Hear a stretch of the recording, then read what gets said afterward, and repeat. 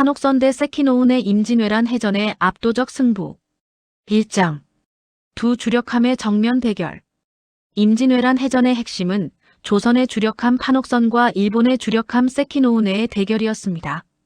세키노우네는 일본 수군의 대표 중형 전함으로 약 100에서 150명을 태울 수 있는 상당한 규모였지만 바다에서 맞붙었을 때 판옥선에게 완전히 압도당했습니다.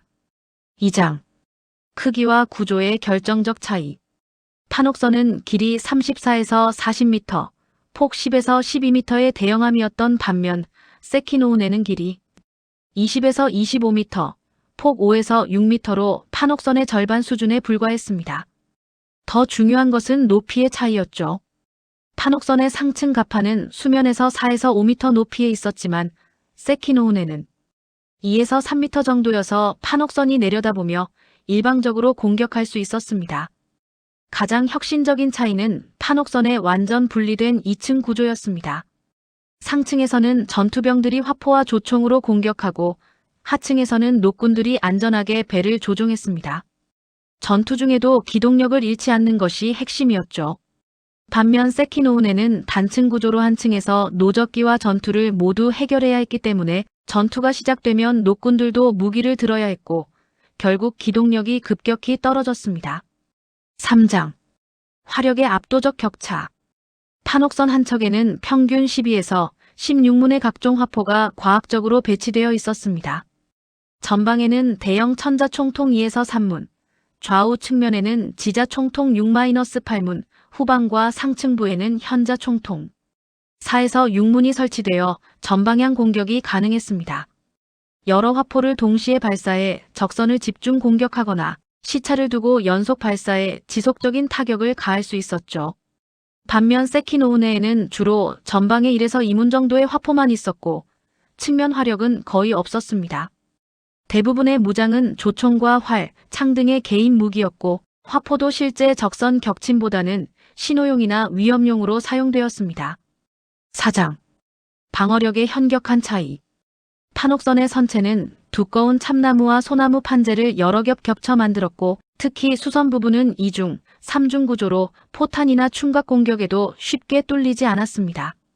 상층 갑판 둘레에는 높이 1.5m의 방패판이 설치되어 병사들이 엄폐하며 안전하게 공격할 수 있었죠.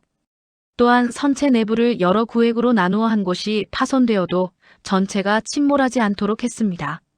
세키노우네는 속도를 위해 얇은 삼나무 판재로 선체를 가볍게 만들어 판옥선의 화포 한 방에도 심각한 손상을 입었습니다. 특히 측면 방어가 거의 없고 갑판이 대부분 개방형 구조여서 판옥선의 높은 위치에서 내려다보며 공격하면 그대로 당할 수밖에 없었죠. 5장. 전술 운용의 근본적 차이. 판옥선은 거리 유지 전술을 기본으로 했습니다.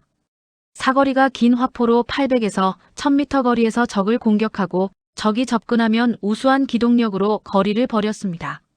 하객진 같은 포위 전술을 통해 여러 척이 함께 움직이며 집중 포화를 퍼부어 적선을 차례로 격침시켰죠. 반면 세키노우네의 전술은 빠른 접근 후 백병전이 기본이었습니다. 높은 속도로 적선의 접근에 갈고리로 붙잡고 올라타서 칼과 창으로 싸우는 것이었죠. 하지만 판옥선의 높은 선체를 기어 올라가는 것부터가 거의 불가능했고 설령 올라간다 해도 방패판 뒤에 숨은 조선 병사들의 집중 공격을 받아야 했습니다. 6장. 실전에서 증명된 우위. 1592년 한산 대첩에서 판옥선들은 하객진을 펼쳐 일본 함대를 포위했습니다. 세키노우네들이 필사적으로 접근을 시도했지만 판옥선들의 집중 포격 앞에서 하나씩 격침당했죠. 1597년 명량 대첩에서는 13척의 판옥선이 133척의 일본 함대를 상대했지만 좁은 해협이 지형을 이용해 세키노우네들의 접근을 철저히 차단했습니다. 특히 판옥선의 2층 구조는 승무원들의 생존율을 크게 높였습니다.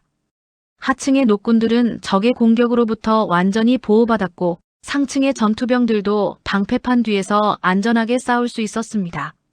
반면 세키노우네는 개방형 갑판 때문에 승무원들이 적의 공격에 그대로 노출되었고 판옥선의 집중 포격이 시작되면 순식간에 많은 사상자가 발생했습니다.